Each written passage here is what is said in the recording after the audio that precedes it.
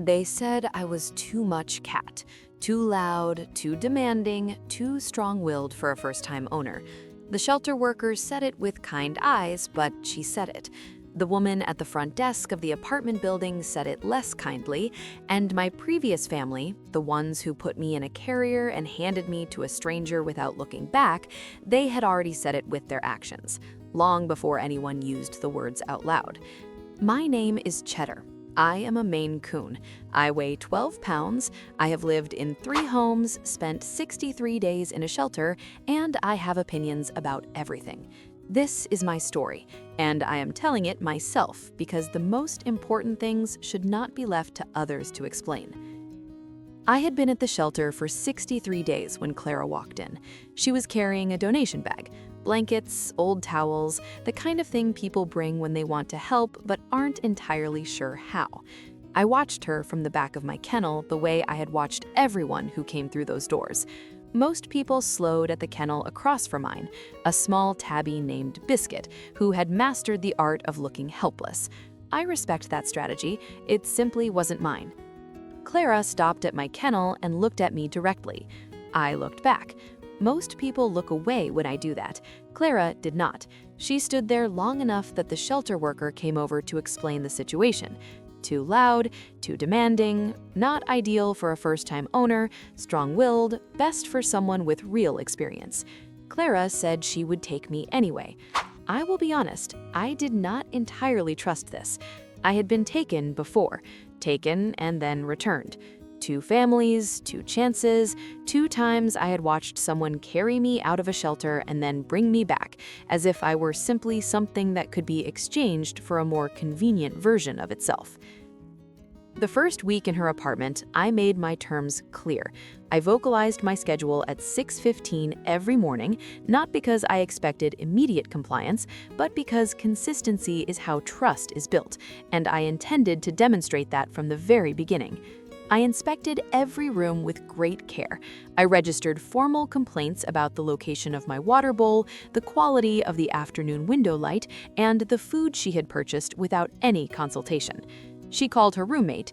I could hear the conversation through the ceiling. Her roommate was not supportive. This was noted and filed. But here is what I observed about Clara in those first weeks. She paid attention. She didn't try to make me quieter or smaller. She bought the correct food after the first complaint. She moved the water bowl to the proper location without being asked a second time. She figured out the exact window blind angle I required for afternoon light and left it there every single day. Most humans need to be reminded about everything repeatedly. Clara remembered the first time. I began to take my responsibilities seriously. I see you're still watching but haven't subscribed yet. Honestly, that stings a little.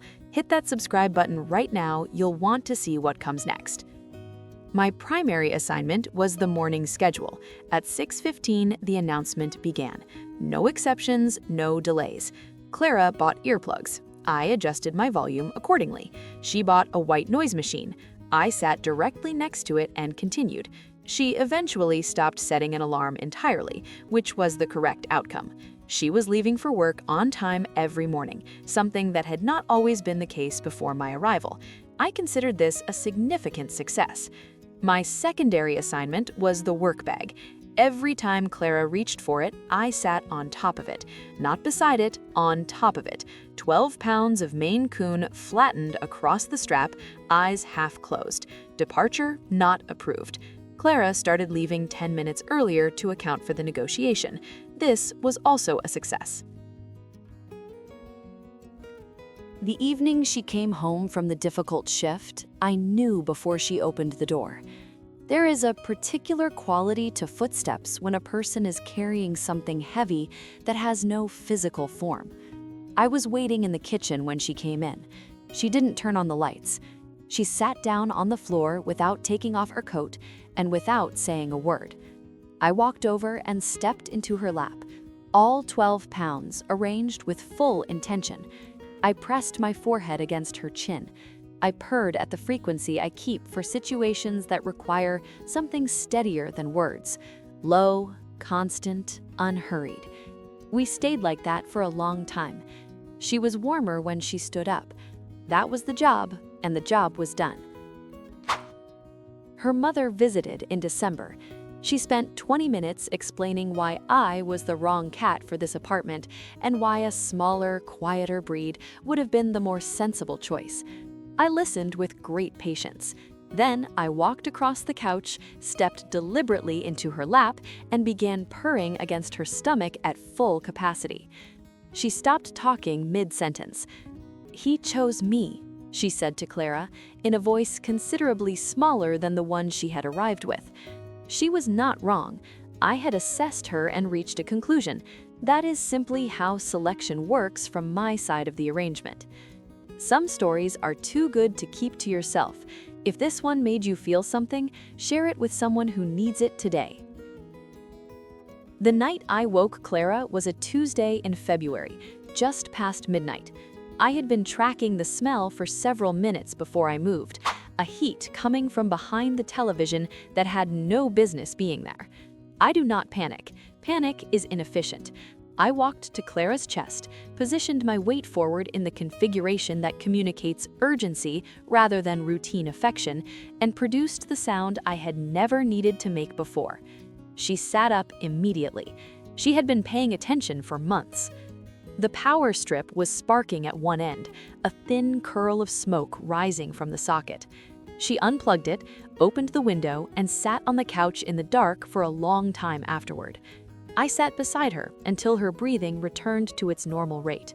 The electrician came the next morning and said things about heat and baseboards and what might have happened if no one had noticed for another hour or two.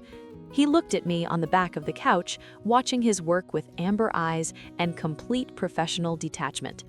"Smart cat," he said. Clara looked at me too, with the expression she gets when she is recalculating something she thought she already understood. One hand reached out slowly and rested on top of my head. I closed my eyes and stayed perfectly still.